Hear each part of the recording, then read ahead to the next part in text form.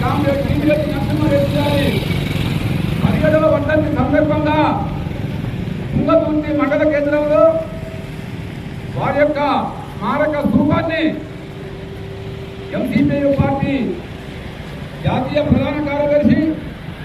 Comrade మధ్యకాల Ashok garu ఆవిష్కరించవలసిందిగా కోరుతా ఉన్నాం. భీమిరెడ్డి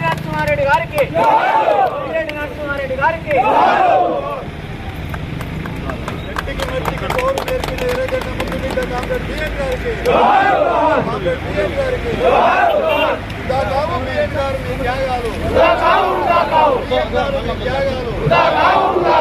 తెలంగాణ రైతాంగ సాయుధ పోరాట అమర వీరులకు రైతాంగ సాయుధ పోరాట అమర వీరులకు తెలంగాణ రైతాంగ సాయుధ పోరాట అమర వీరుల ఆశయాలు